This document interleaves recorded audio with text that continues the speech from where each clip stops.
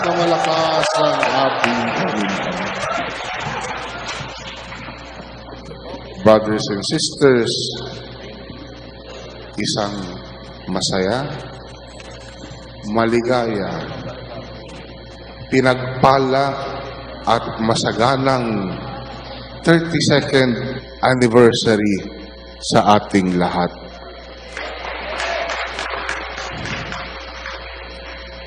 This morning, brothers and sisters, I have good news for you.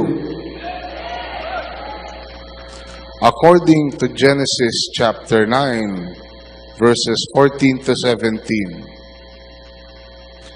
whenever I bring clouds over the earth, and the rainbow appears in the clouds, I will remember my covenant between me and you and all living creatures of every kind. Never again will the waters become a flood to destroy all life. Whenever the rainbow appears in the clouds, I will see it and remember the everlasting covenant between God and all living creatures of every kind on the earth. So God said to Noah, "This is the sign of the covenant I have established between me and all life on the earth." Tuwing magkakaroon ng ulap at lilitaw ang bahaghari, aalalahanin ko ang aking pangako sa inyo at sa lahat ng hayop. Hindi ko nalilipulin sa baha ang lahat ng may buhay. Tuwing lilitaw ang bahaghari, magugunita ko ang walang hanggang tipan na ginawa ko sa inyo at sa lahat ng may buhay sa balat ng lupa. Sinabi ng Diyos kay Noe, "Ito ang tanda ng aking pangako sa lahat ng may buhay." Purihin natin ang Diyos, purihin natin ang ating Panginoon. Kahapon, tinawagan ako ni Dr. Velarde, yung kuya ko. Binalitaan niya ako, yung pamangkin daw namin, si Mikey, anak ni Sister Sherry, ang nag-iisa naming kapatid na babae, ay dinala daw sa Asian Hospital. Batang-bata pa lang siya, 21 years old, pero aneurysm daw. Kaya nandun siya ngayon, nakahiga sa kama ng karamdaman, pero ako nandito sa inyo, kasama ninyo, sa panalangin at pananampalataya, at naniniwala akong gagaling ang aking kapatid, ang aking pamangkin. So kahapon, dinalaw ko ang aking pamangkin sa Asian Hospital. Ang hirap pala pumarking doon, laging puno. Pero alam nyo, totoo ang sinabi sa atin ni Brother Mike. Miracles are everywhere. Big and small. If only you will open your eyes and look. And don't use your eyes. Also use your heart. Nung hirap na ako makaparada, may isang security kumaway sa akin sa basement parking ng Asian Medical. Nagmamadali pa naman ako, makita ko na yung aking pamangkin. Ang sabi nung kaway ng kaway, yung security. Tapos sinabi niya, dito po, may parking dito. Tinuro niya sa akin. Nakita ko, para sa disabled. Pero sinabi niya, nagulat ako, kilala ako. Brother Rene, ako na pong bahala sa inyo. Diyan nyo na iparada. Siya nga pala, pupunta ako sa Sabado, manunood ako ng Miracles Are Forever. So, siguro, or sigurado ko, nandito siya ngayong gabi, kasama natin. At ako'y nagpapasalamat sa kanya sa kagandahang loob na pinakita niya sa akin. Purihin natin ang ating Panginoon.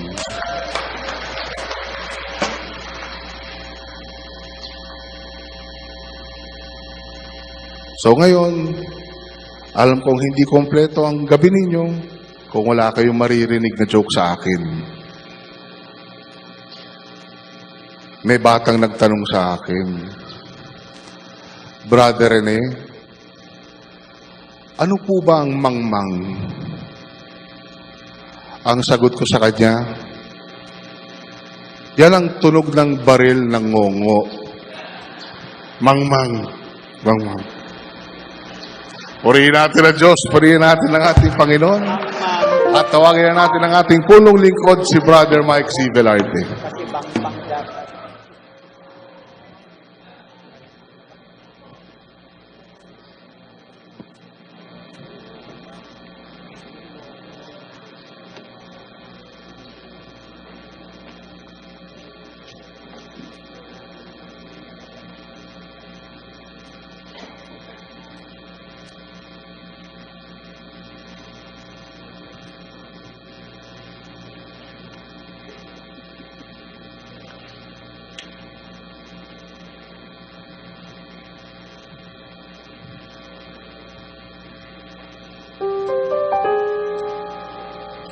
Taas ang inyong mga kandila.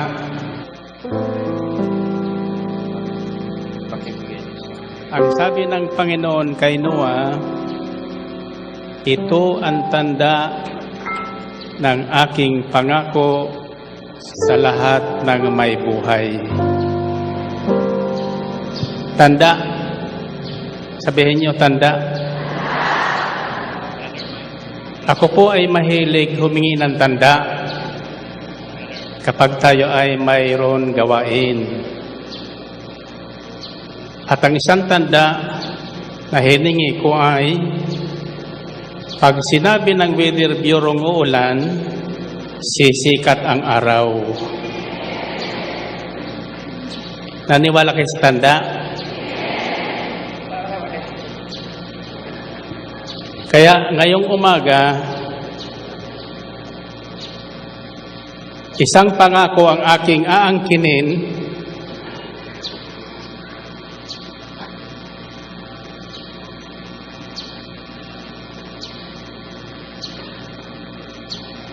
para sa ating lahat.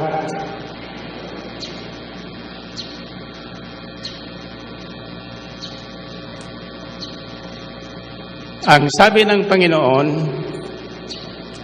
tandaan ninyo ito, saan man may dalawa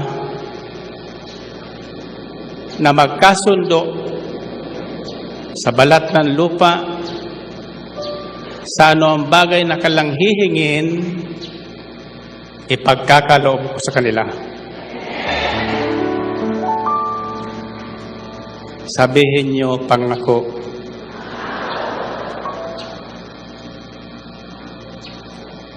Pangako sa iyo.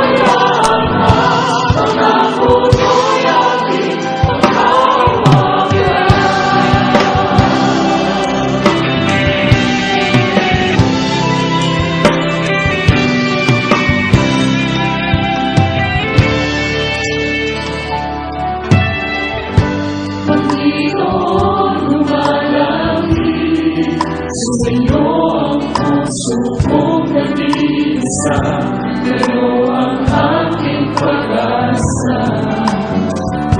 Panginoon, tungkol sa aking dalangin, dapat kailanman aking kapayapaan. Pangako niyo'y aking panghawakan. Pangako niyo ang dami kong sandigan. Pangako niyo'y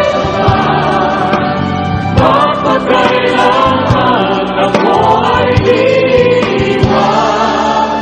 Huwag pababayaan ka.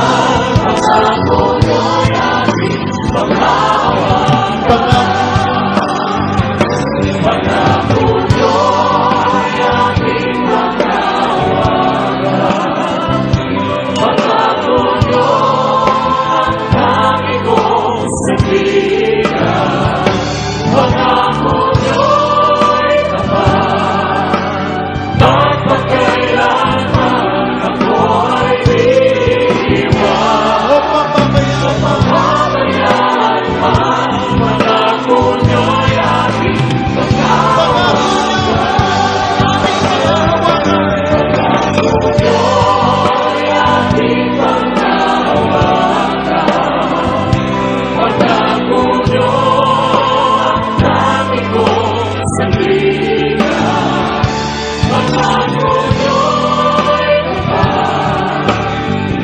Pagkailanman ako ay iiwan. Huwag pababayaan man. Pangako niyo'y aking panghawakan. Pangako niyo'y aking panghawakan. Pangako niyo'y aking panghawakan.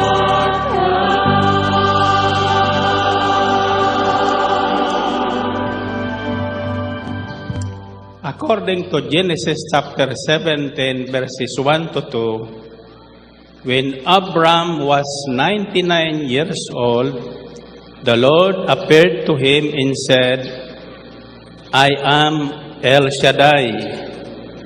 Walk before me and be blameless. I will confirm my covenant between me and you and will greatly increase your number.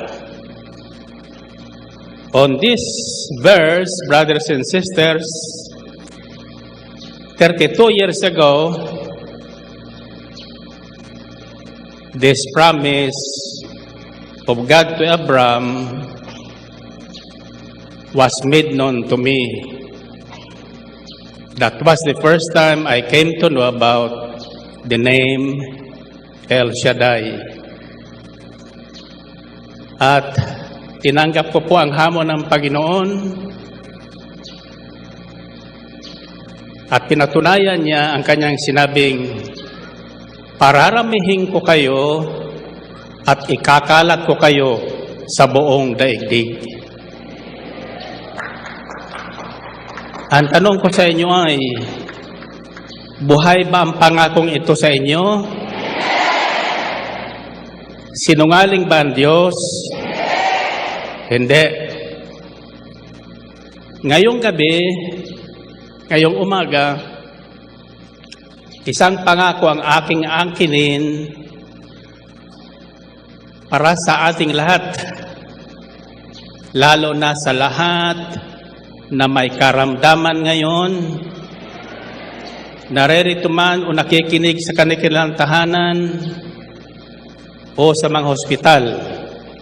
Tulad ng isa sa aking mga apo, si Mikey, my 5th grandson, who was rushed to the hospital the other day.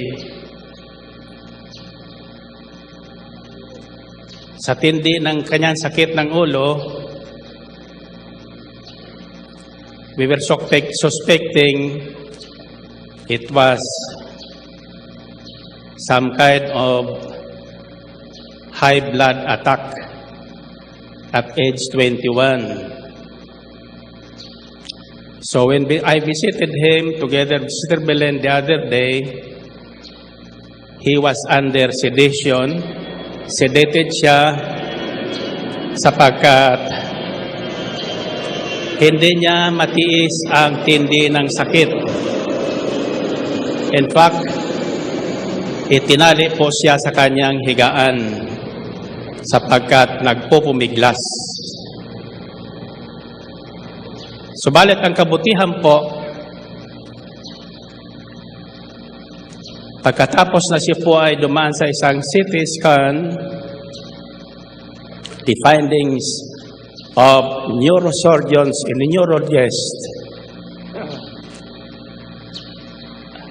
ay intact ang kanyang brain. There was no brain damage. And they would like to find out what really caused the pain. So yung schedule ng ano ba yun? Further examination, angiogram, to find out what happened was scheduled this afternoon.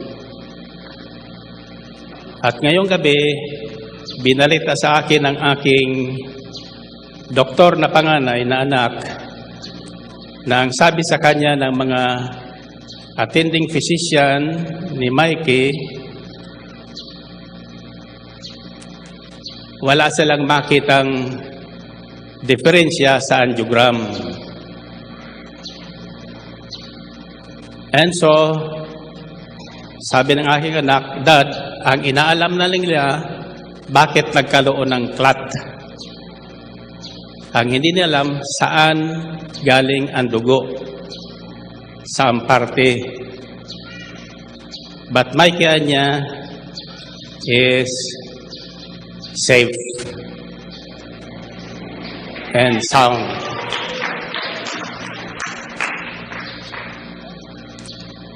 Now, brothers and sisters,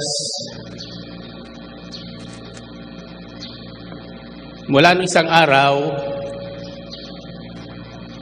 isa ang aking hinihingi sa Panginoon. Ang kalusugan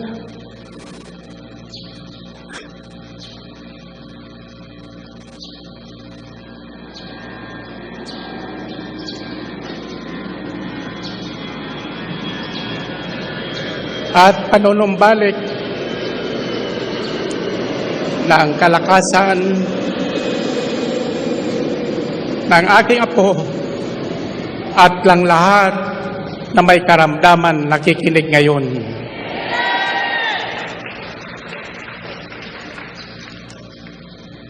I know in all things God works for the good of those who love Him. Why this happened?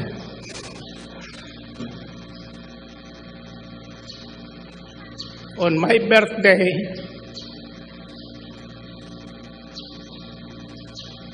I don't know. But I have centered my request on one thing: His immediate recovery in everyone who is sick in this ministry. Lahat na may karamdaman na kasama natin sa gawain ito, samang kayo naroroon, anumang uri ng inyong karamdaman, kasama lang aking apo, kayong lahat ay gagaling.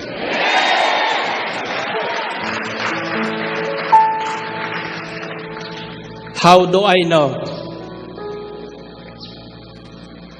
I brought myself into solitude for almost 2 days,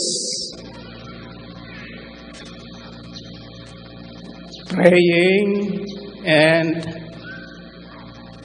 making myself strong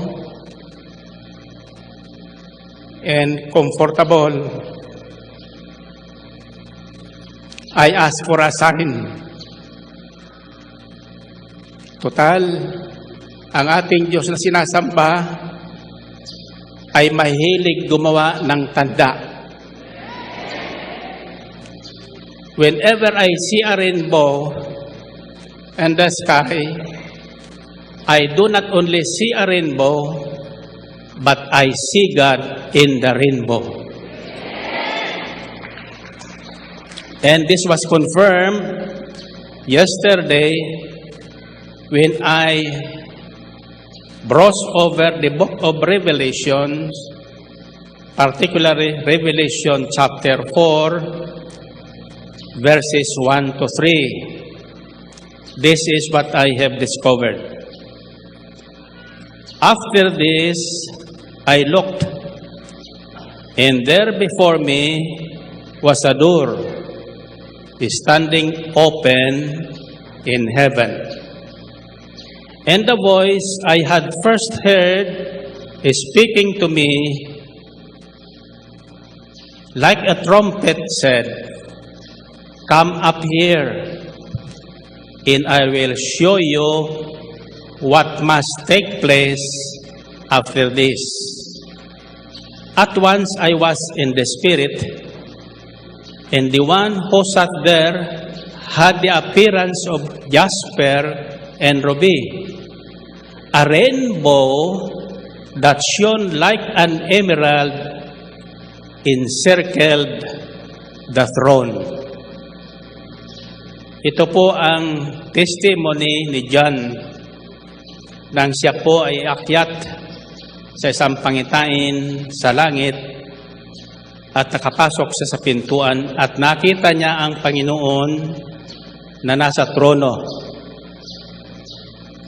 Sa paligid ng kanyang trono ay nakita niya ang maningning na bahaghari. A rainbow that shone like an emerald encircled the throne. In Revelation chapter 10 verse 1, this is what is written also. I saw another mighty angel coming down from heaven. He was robed in a cloud with a rainbow above his head. His face was like the sun, and his legs were like fiery pillars. In the book of Ezekiel, chapter 1, verses 25 to 28, this is what is written. Then there came a voice from above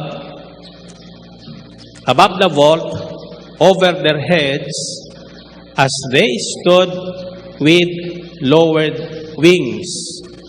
Above the vault, over their heads, was what looked like a throne of lapis lazuli. And high above on the throne was a figure like that of a man.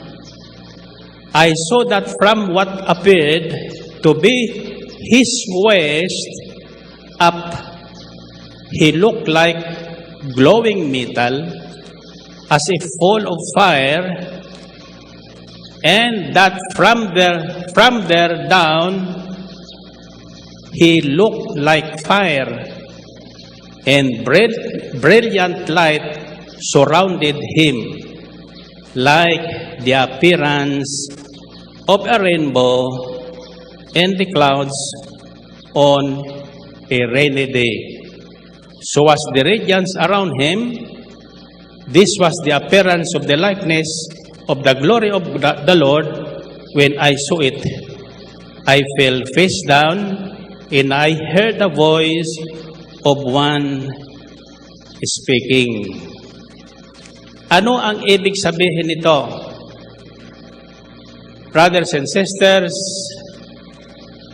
nang mangako ang Diyos kay Noah, gumawa siya ng isang pangako hindi lang para kay Noah, at sa kanyang mga anak, kundi sa lahat na bawat salin lahi, kasama tayo roon.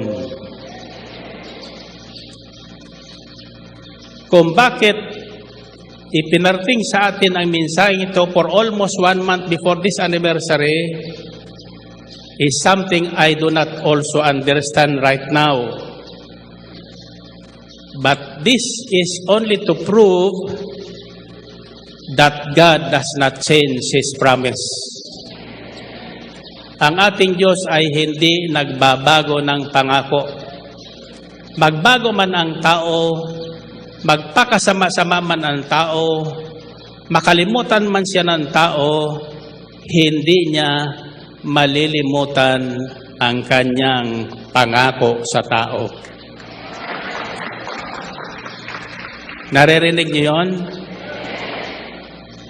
So, it's not only when the rainbow appears on the clouds that God is reminded of His promise, but the covenant sign has been established right around the throne of God.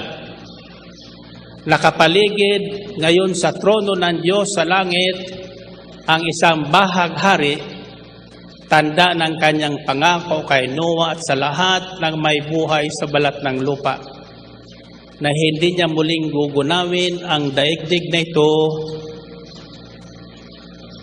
sa tubig at hindi na niya muling papatayin ang lahat ng may buhay. Kaya ang hatol na kamatayan ay binago ng Diyos sa pamamagitan ng kanyang pangako kay Noah. God wants all living creatures alive to worship Him. Kung nagkasala ka, lumapit ka sa Kanya. Humingi ka ng tawad. Patatawarin ka ng Diyos. At kapag pinatawad ka ng Diyos, isang bagay ang hindi niya naalala, yung ginawa mong kasalanan. Hindi na babalik sa Kanyang alaala yun. Ikaw ay malinis na, at bilang isang taong matuwid, anumang hingin mo, ibibigay ng Diyos. Taas natin ang ating mga prayer requests, kasama ng ating mga kandila. And before we proceed, I'd like you to take this covenant with me, together with me. I need also your prayer for my grandson Mikey. Though I know God has already answered my prayers. And so I said this morning, lalo na ngayon, nang bambaradik kong balita after the angiogram, na wala ng operasyon na dapat gawin, ang sabi ko sa Panginoon, isama niyo na po ang lahat na may karamdaman na kasama natin sa gawain ito,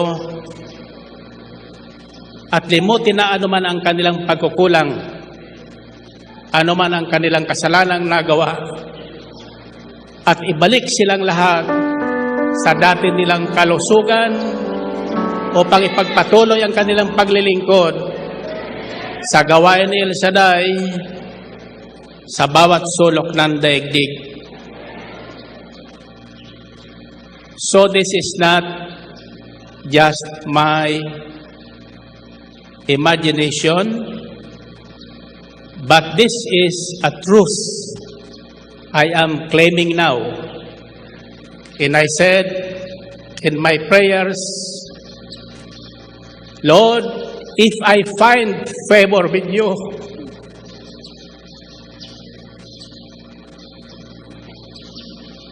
make this request. My personal petition, and answer it. When you say amen, did I hear amen? Then all those who are sick you go home healed. Or those who are now in hospital, and before I forget, ang kaibigan kong si Boy Saicon, bigla rin na dinadialysis 4 times a day. Nasa isang hospital din pala, nalaman ko lang ngayong gabi, kasama ka, Boy. At ako'y naniniwalang ikaw ay magiging alagad ng Panginoon kaysa mga alagad ng mga politiko. Maging alagad ka na ng Panginoon sa gawain ito. Sapagkat ang aming Diyos na sinasamba tuwit wina, umulan man, bumagyo man o uminit, hindi kami iniiwan. Sabihin niyo, Diyos ni Noah, Diyos ni Abraham, kami ang lahi ng aming mga ninonong Abraham, Isaac, at Jacob na inyong kinalugdan. Sa panahon ngayon, tinatawag namin ang aming mga sariling kami ay si Noah ngayon. Kaya naman, tulad ni Noah, hinihiling po namin na sino man ang naririto o nakikinig sa kanilang tahanan sa bawat sulok ng daigdig na mayroon karamdaman anuman ang tindi ng kanyang karamdaman, inyo pong abutin at pagalingin. Ito ay isang himala na inaangkin namin matutupad ngayon. Amen? Amen. Okay. Kasan yung babaan yung mga kandila, tapat na yung bibig. Makinig po kayo na mabuti sapagkat ayaw kong maiwan kayo. Sa bilang kong 3, sabay-sabay natin ang hipan ang apoy na yan, tanda ng pag-alis ng anumang karamdaman sa lahat na mayroong karamdaman ngayon. Amen ba kayo? Okay. 1, 2, 3.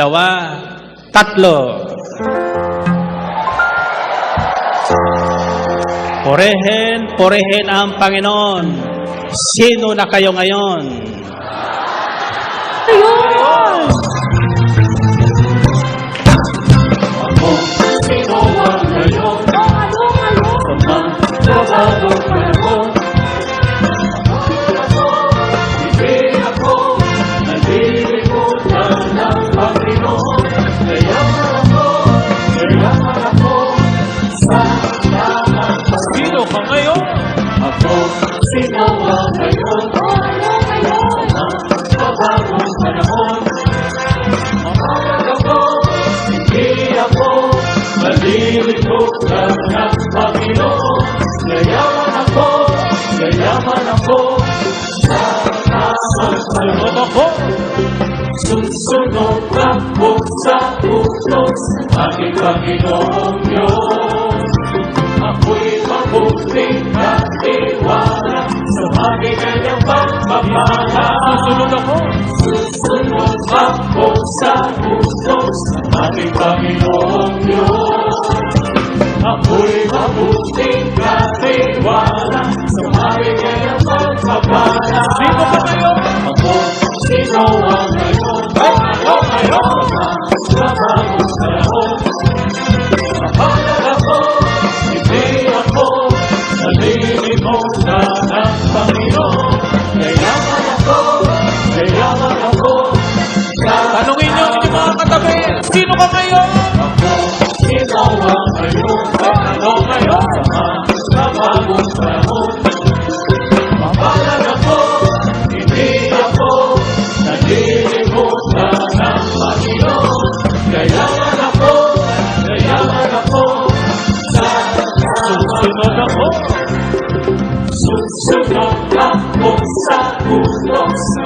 Panginoong Diyos.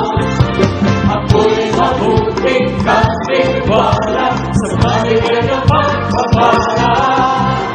Susunod ako sa utos ng ating Panginoong Diyos. Ako'y mabuting katiwala sa maligay na pagpapala. Sino ka ngayon? Ako, sino ka ngayon? Ano ngayon? Malamang panahon. Parang ako, hindi ako nalilimutan ng Panginoon. Yayaman ako sa lamang sino ka ngayon? Ako, sino ka ngayon? Ano ngayon? Sa bagong panahon. Parang ako, hindi ako nalilimutan ng Panginoon. Yayaman ako sa lamang sunod ako. Susunod ako sa utos ng ating Panginoong Diyos. Ako'y mabuting katiwala sa mabigay ng pagpapala.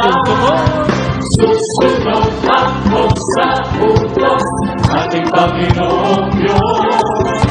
Ako'y mabuting katiwala sa mabigay ng pagpapala. Praise the Lord! Sumigaw ng lahat ng Noah!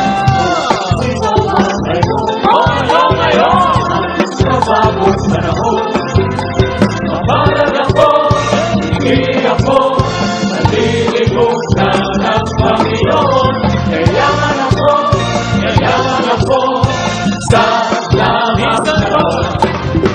Ako, sino ang ngayon? Ano ngayon?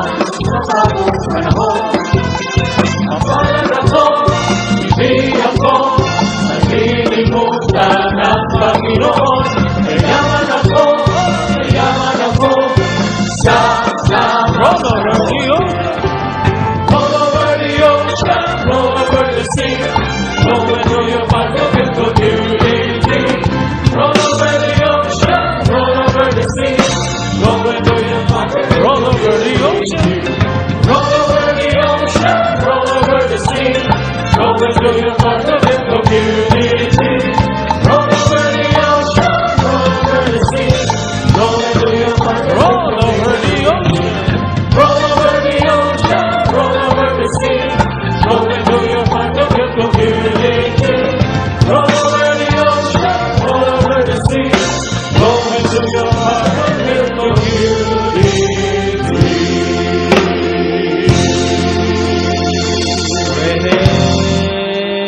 Purihin ang Panginoon.